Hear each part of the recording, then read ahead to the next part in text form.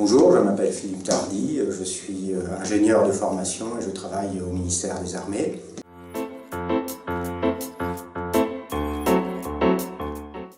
Mon livre s'intitule « Voyage à l'ombre des murs » de Berlin à la Chine. Il est paru aux éditions L'Harmattan. Il raconte différents épisodes de l'histoire des hommes à travers celle de leurs murs. C'est donc une chronologie, depuis l'Antiquité jusqu'à nos jours, des murs principalement politiques qui ont jalonné notre histoire. La grande majorité de ces barrières étant des frontières.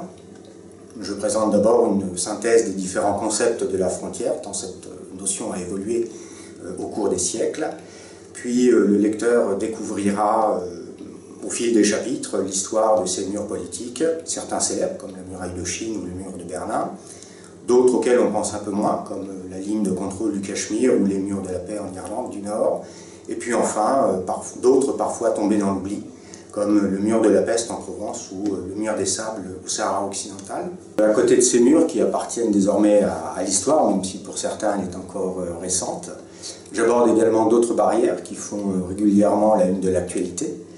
Dans le cadre de la lutte contre le terrorisme, par exemple, celui à la frontière entre Israël et les territoires palestiniens, ou contre l'immigration clandestine au sud des États-Unis ou aux frontières de l'Europe. Mais les murs ne sont pas que des murs de ségrégation au sens large, même si ce sont les plus nombreux.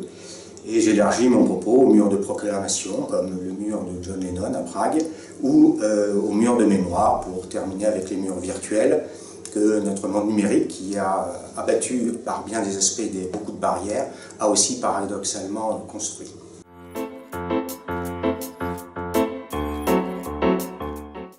La genèse de ce livre vient de mon appétence pour l'histoire et la géopolitique, mais aussi de l'attrait que j'éprouve pour Berlin, qui est une ville dans laquelle le poids des événements contemporains se mesure encore dans de nombreux quartiers.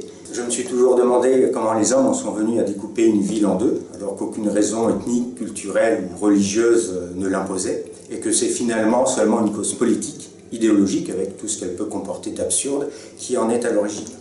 Dans ce livre, je parle des murs des hommes, bien sûr, en expliquant leurs fonctions, ainsi que les enjeux de pouvoir qui ont gravité autour, mais aussi, et peut-être surtout, je parle des hommes des murs, en m'interrogeant sur les raisons qui ont conduit à leur construction. Ainsi, le lecteur est-il invité à réfléchir sur ces barrières, leurs fonctions, l'origine des flux anthropiques et les antagonismes entre les peuples. Je me suis donc attaché à l'environnement de ces murs dans son sens le plus large, au mode de pensée, aux successions d'événements qui ont conduit à leur genèse et parfois à leur chute. Et de manière à donner vie à ces murs, je me suis aussi intéressé à celles et ceux qui ont vécu, souvent subi leur présence, quel que soit le côté où ils se trouvaient. Les murs naissent d'une différence de niveau de vie ou de richesse, différence de régime entre les pays libres et les dictatures. Et cette différence est à la base de phénomènes anthropiques légaux, dont se nourrit d'ailleurs la mondialisation, comme illégaux, contrebande, trafic de drogue, immigration clandestine, etc.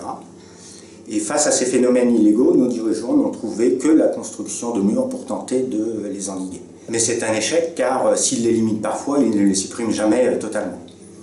D'ailleurs, la récurrence des mouvements de clandestins à la frontière entre le Mexique et les États-Unis ou en Méditerranée, qui par bien des égards peut s'apparenter à un mur, naturel certes, mais un mur quand même, atteste de l'inefficacité de ces mesures.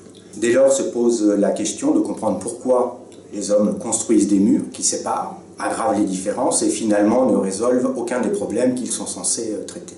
C'est une question que je pense nous devons tous nous poser dans notre monde globalisé où beaucoup de frontières sont abolies, mais dans lequel de plus en plus de barrières sont construites. Je terminerai en citant Janet Napolitano, qui était gouverneur démocrate de l'Arizona entre 2003 et 2009, puis secrétaire d'État à la sécurité intérieure dans l'administration Obama entre 2009 et 2013. Vous pouvez construire un mur de 50 pieds de haut, il y aura toujours quelqu'un pour fabriquer une échelle de 51 pieds.